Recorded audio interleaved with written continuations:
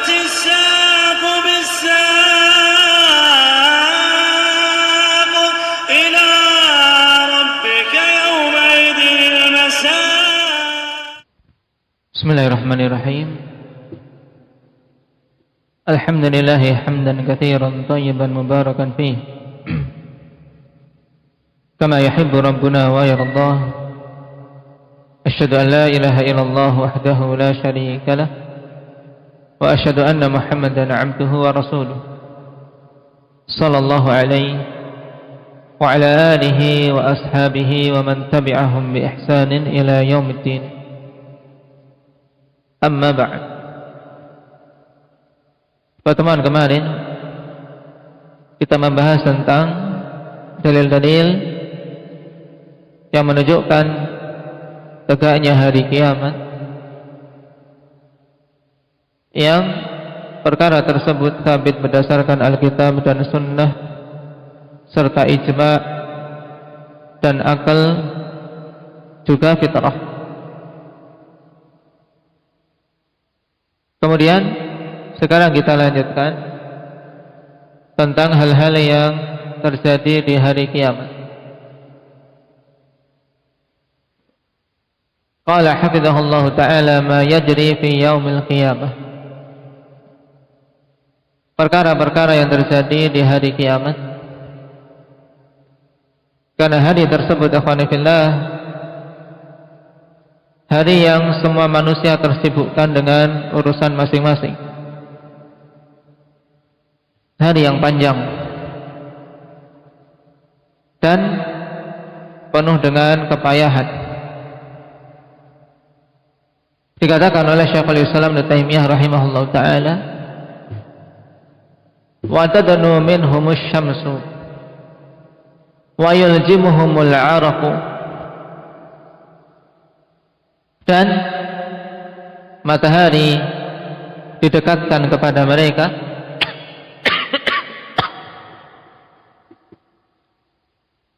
wa yuljimuhumul 'araq, dan keringat menenggelamkan mereka.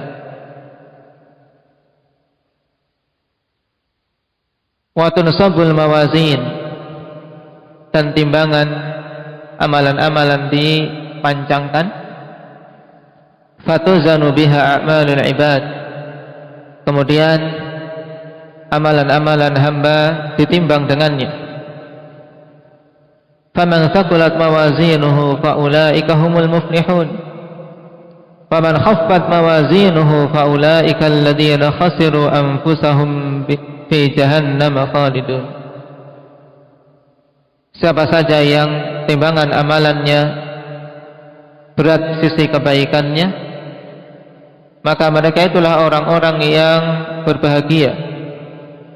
Dan siapa saja yang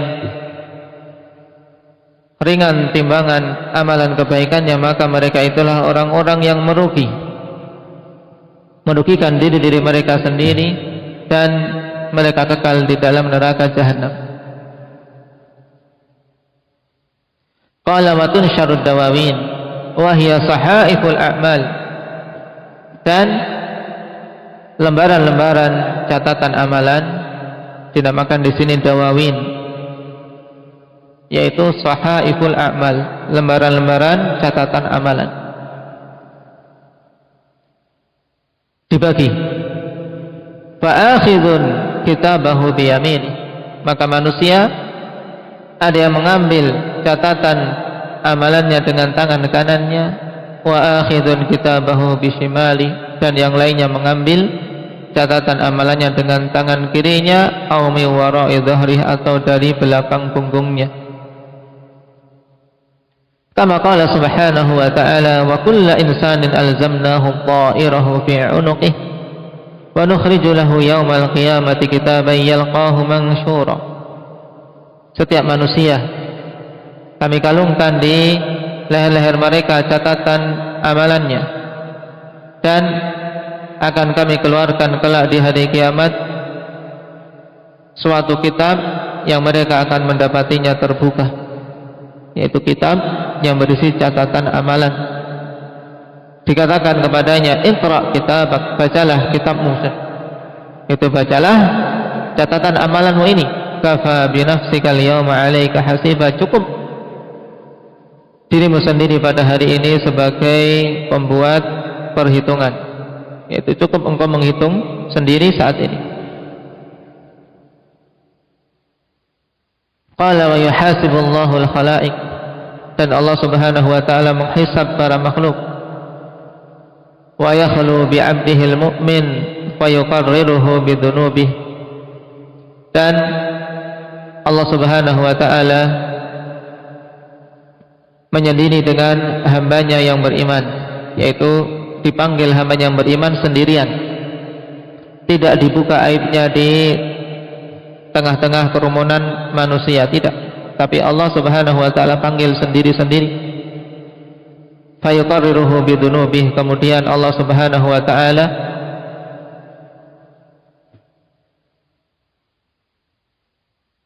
sebutkan dosa-dosanya untuk dia mengakuinya. Ini takrir, dikatakan kepadanya, "Amilta yauma kadza kadza wa kadza," engkau telah berbuat pada hari ini demikian-demikian, berbuat hari ini demikian-demikian, terus. Dan si hamba tadi hanya bisa mengatakan, "Na'am ya Rabb," iya, dia mengakui. Inilah yang terjadi pada orang-orang beriman. Kama wusifa dzalika fil kitab was sunnah, sebagaimana disifati yang demikian itu di dalam Alkitab was sunnah. Wa amal kufar, adapun orang-orang kafir, fala yuhasabuna muhasabata man tuzanu hasanatuhu wa sayyi'atuh, maka mereka tidaklah dihisab dengan penghisaban orang yang ditimbang kebaikan-kebaikan dan kejelekan-kejelekannya. Kenapa? Fa innahum la hasanatin lahum, fa innahum la hasanati lahum, karena sesungguhnya mereka itu tidak memiliki kebaikan sedikit pun. Walakin tu'addu a'maluhum fatuhsa fayuqafuna 'alaiha, akan tapi mereka dihitung amalannya, kemudian disebutkan dan diberitahu, ini loh kamu beramal demikian, kesyirikan, kejahatan dan seterusnya. Fayuqarraruna biha, dan dituntut pengakuannya.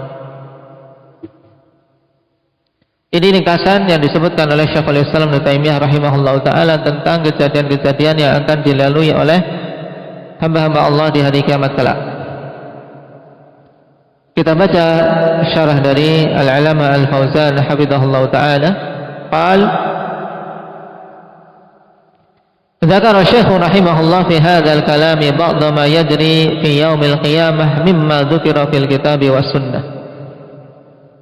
Syekh rahimahullah menyebutkan dalam perkataan ini sebagian perkara yang terjadi di hari kiamat dari perkara-perkara yang disebutkan di dalam Alkitab was sunnah.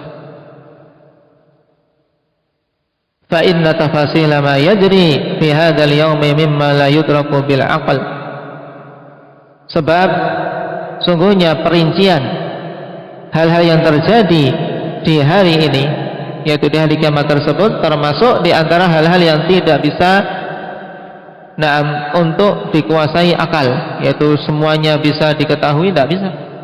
Tapi kita hanya bisa mengetahui hal-hal yang disebutkan dalam Alkitab dan Sunnah saja.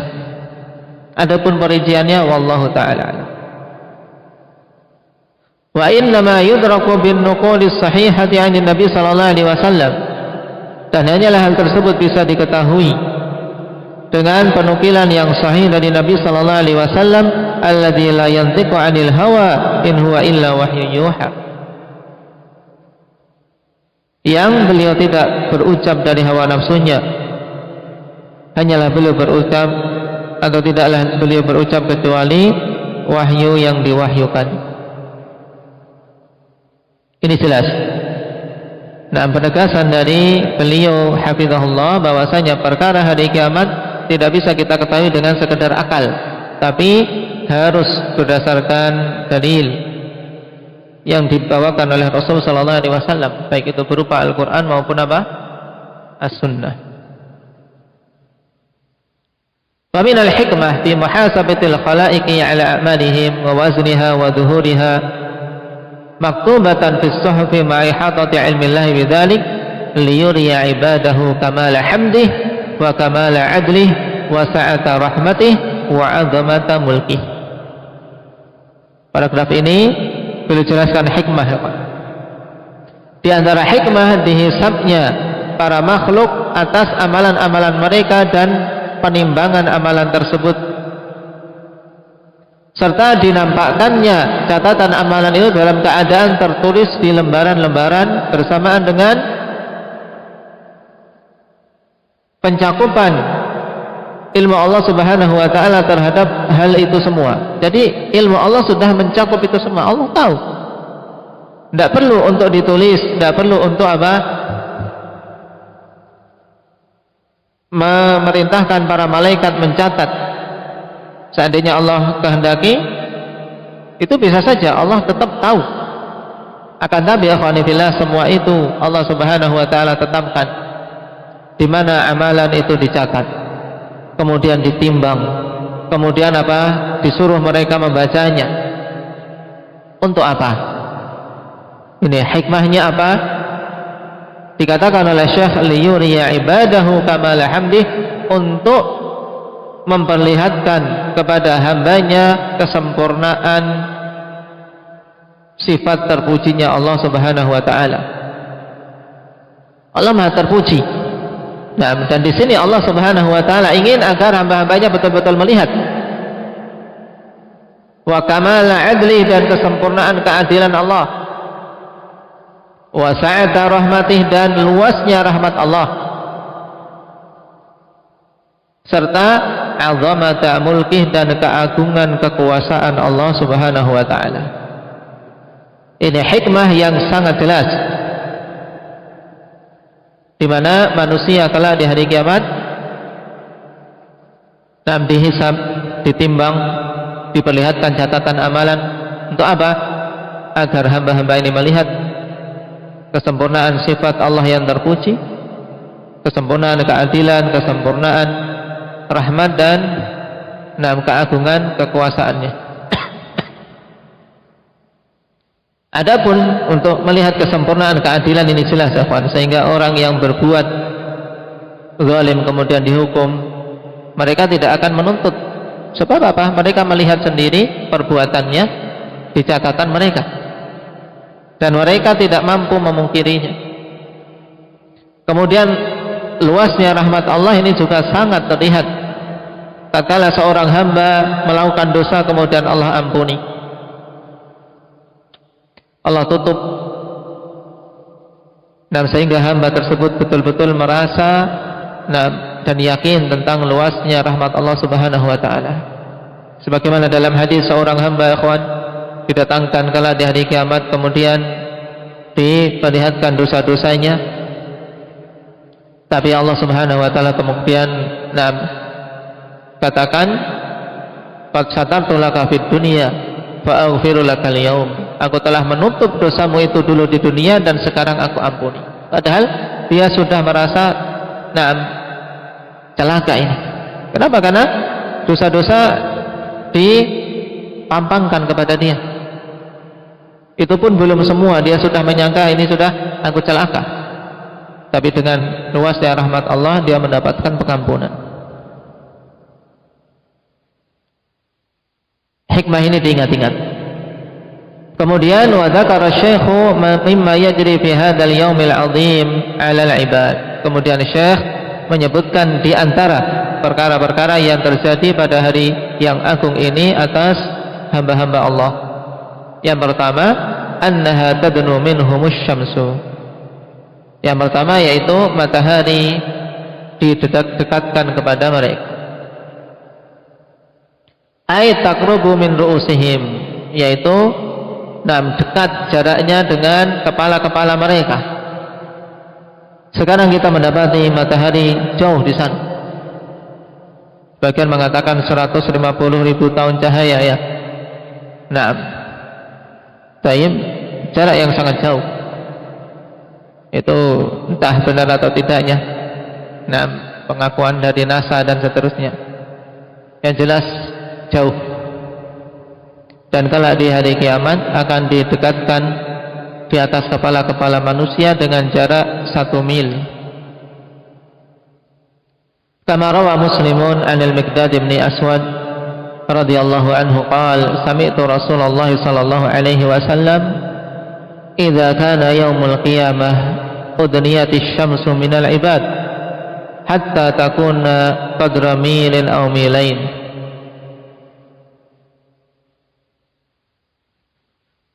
Aku mendengar Rasulullah sallallahu alaihi wasallam bersabda, apabila telah tegak hari kiamat, maka didekatkanlah matahari kepada hamba-hamba sampai kadarnya menjadi 1 mil atau 2 mil. Ada keraguan-keraguan dari perawi.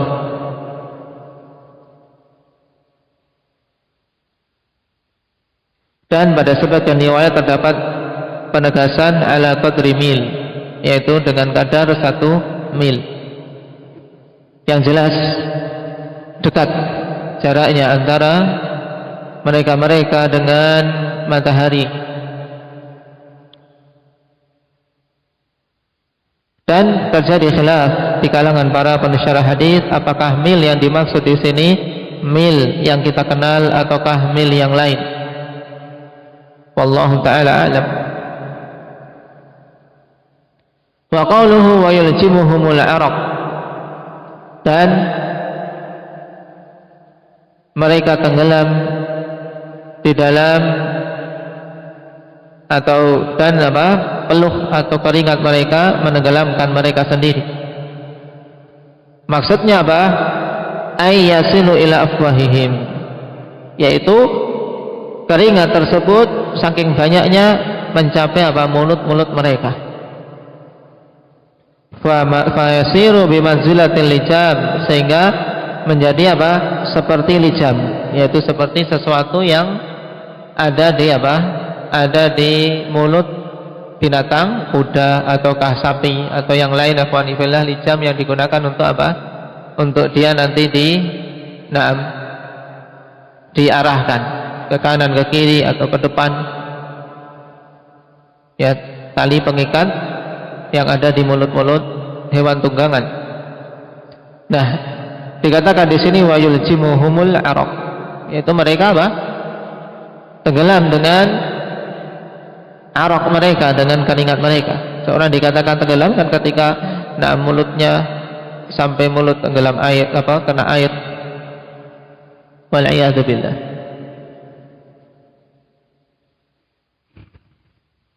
Yamna'uhum minal kalam, sehingga mereka tidak bisa berucap. Kalau mau ngomong ya masuk semua keringat. Wa dzalika natijatan lidunuwi syamsi minhum, yang demikian itu merupakan dampak dari dekatnya matahari terhadap mereka. Wa dzalika binisbati li aktsaril khalqi, dan yang demikian itu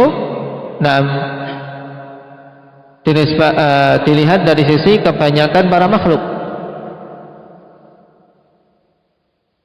Keadaan mereka dari sisi keringat sesuai dengan amalan-amalannya masing-masing. Dan kondisi ini akhwanifillah tidak semuanya sama. Minhum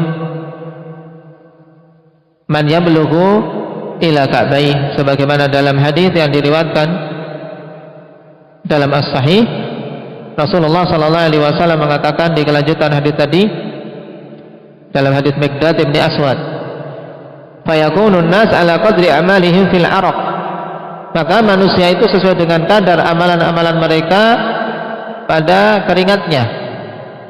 Faminhum man yakunu ila ka'bai, di antara mereka ada yang keringatnya sampai kedua mata kaki saja, yaitu mata kakinya tenggelam dengan keringat, tapi sampai situ saja.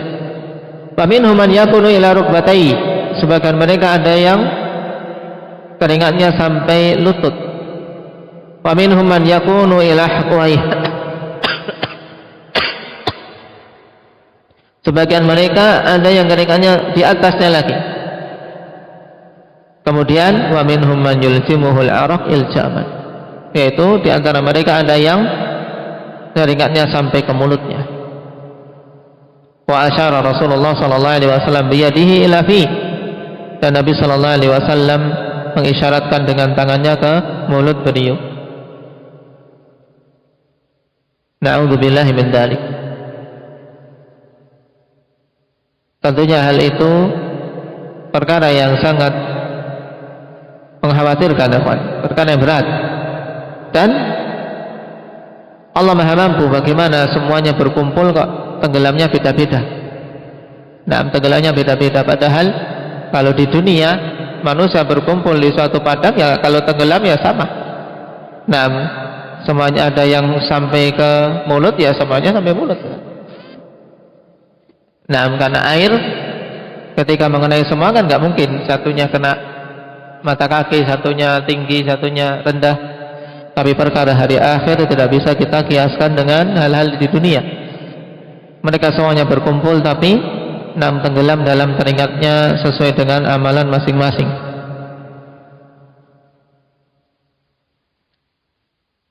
Kemudian yang kedua, wa mimma dzakara fi hadzal yaumi qauluhu wa tunsabul mawazinu wa tuzanu bihal a'mal.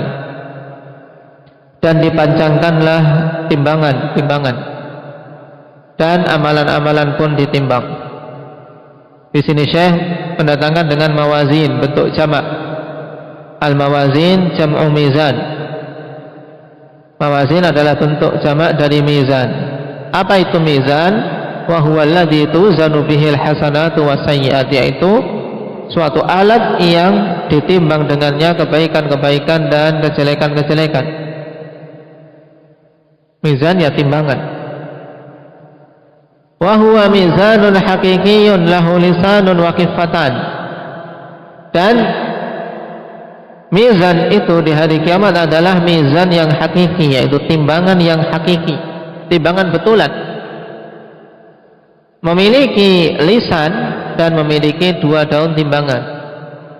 Lisan pada suatu mizan, lisan pada suatu timbangan maksudnya adalah, kalau di dunia mudahnya itu jarum yang menunjukkan kalau itu seimbang, itu namanya lisan mizan. Kalau timbangan emas maka akan terlihat ini jarum yang menunjukkan apa? Berapa berat sesuatu yang ditimbang itu. Kalau timbangan bebek maka apa? Yang menunjukkan derajat seimbang atau tidaknya, itu namanya lisanul mizan. Dan kalau di hari kiamat timbangan itu juga ada lisannya. Ada hal yang menentukan ini berat mana, sisi amalan yang baik ataukah sisi amalan yang buruk. Namun tentang bagaimana kita tidak bisa menggambarkannya, karena itu adalah perkara gaib yang jelas. Dan telah di hari kiamat ada mizan yang hakiki untuk ditimbang dengannya amalan-amalan semua hamba dan atau amalan-amalan hamba, dan padanya lisan serta dua daun timbangan.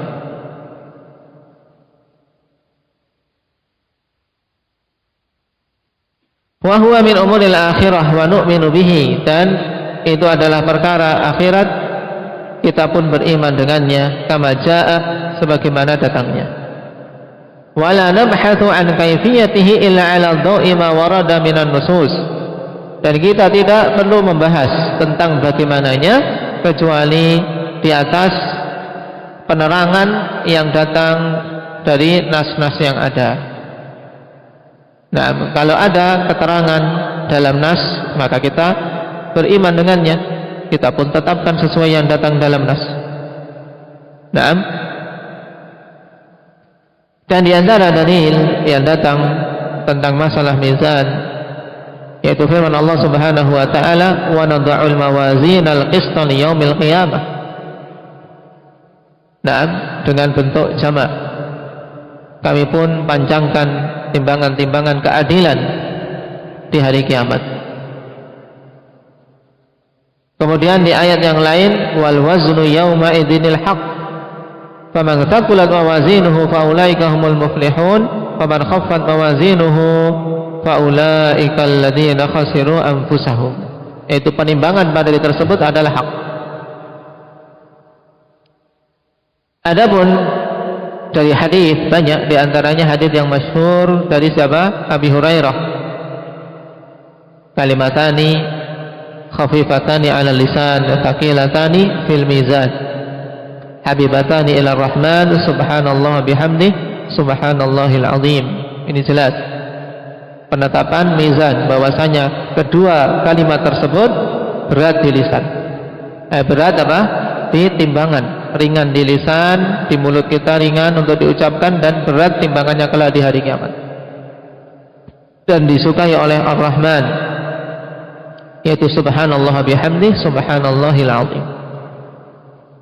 Ada khilaf di kalangan para ulama tentang jumlah mizan kelak di hari kiamat. Nah, karena datang nas dalam masalah ini terkadang dengan bentuk jamak, terkadang dengan bentuk mufrad.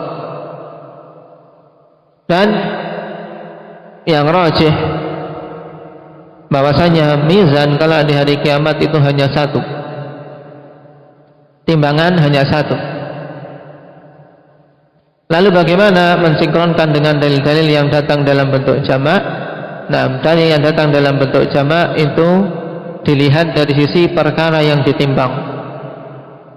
Karena perkara yang ditimbang itu sangat banyak, maka didatangkan mizan dalam bentuk mawazin, bentuk jamak, sehingga muntahal jumuk. Nah, adapun jumlah yang hakiki timbangan tersebut ya satu saja. Dan ini juga menunjukkan apa? Kekuasaan Allah Subhanahu wa taala. Timbangan yang satu tapi mampu untuk menimbang semuanya, dengan makhluk yang begitu banyak.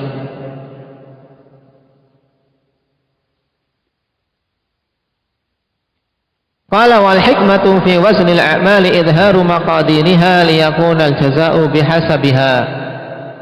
Dan hikmah dari penimbangan amalan-amalan adalah untuk memperlihatkan kadarnya. Kadarnya berapa ini amalan kebaikannya atau amalan keburukannya, sehingga balasan sesuai dengannya. Dan agar juga manusia betul-betul tahu tentang keadilan Allah Subhanahu wa taala. Faman thaqulat mawazinuhu ay rajahat hasanatuhu ala sayyi'ati. Thaqulat ay rajahat, yaitu siapa saja yang berat timbangannya, yaitu maksudnya lebih berat timbangan kebaikannya daripada kejelekannya, maka faulaika humul muflihun, mereka itulah orang-orang yang berbahagia. Ai al-faizun wan najuna minan nar, yaitu orang-orang yang sukses dan selamat dari neraka. Inilah hakikat kesuksesan, ya kawan. Nah, banyak manusia berbicara tentang kesuksesan di dunia ini, tapi jarang yang mengarahkan kriteria mereka bahwasanya kesuksesan yang hakiki adalah tatkala seorang selamat dari neraka, wal mustahiquna lidukhulil jannah, dan pantas untuk masuk ke dalam surga. Allah Subhanahu wa taala katakan innalil muttaqina mafaza. Sungguhnya bagi orang-orang yang bertakwa itulah apa? Kesuksesan yang sebenarnya. Dan dalam ayat yang lain, faman zuhziha 'anil nas faman zuhziha 'anil nar wa udkhilal jannata faqad faz. Siapa saja yang diselamatkan dari neraka dan dimasukkan ke dalam surga, maka sungguh dia telah sukses, telah apa? Beruntung. Karena seorang yang sukses, seorang yang beruntung, ya selamat dari sesuatu yang dia khawatirkan dan mendapatkan hal yang dia cita-citakan. Inilah hakikat kesuksesan, ya Pak. Dan hal yang dikhawatirkan paling besar ya neraka. Kemudian perkara yang paling dicita-citakan ya surga. Tapi sebaliknya, waman khaffat mawazinuhu ay thaqulat sayyi'atuhu 'ala hasanati. Dan siapa saja yang ringan timbangannya, yaitu maksudnya ringan timbangan kebaikan dan lebih berat timbangan kejelekannya daripada kebaikannya, maka faulaika alladzina khasiru anfusahum, mereka itulah orang-orang yang merugikan diri mereka sendiri, ay khabu wasaru ila nar, yaitu mereka orang-orang yang celaka dan mereka menjadi orang-orang yang celaka dan mereka menjadi penduduk neraka. Fi jahannam khalidun, di neraka jahannam mereka kekal, ai makithuna finnar, mereka menetap di dalam neraka, waliyadu billah. Jahannam dinamakan jahannam kenapa? Indah ya Ridwan. Hah? Karena begitu dalamnya. Telah kita lewati. Naam.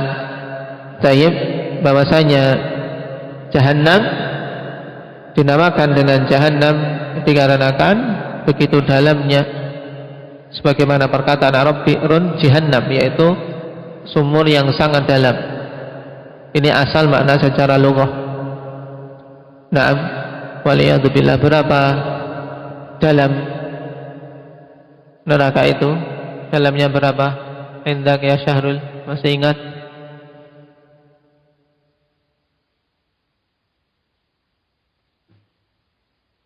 Yaitu berarti berapa lama tahun? Berapa tahun perjalanan sebuah batu yang dilempar dari atas neraka jahannam? Sab'ina kharifan, yaitu 70 tahun. Nah, 70 tahun dari perjalanan sebuah batu besar yang dilempar dari atas neraka jahannam, kemudian selama waktu itu baru bisa mencapai dasarnya. Nasallallahu al-afiyata wassalamah. Baik. Adapun pembahasan tentang ayat dan taujih, insyaallah kita ambil pada pembahasan berikutnya. Nasallallahu at-taufiq was-sadad walhamdulillahirabbil alamin.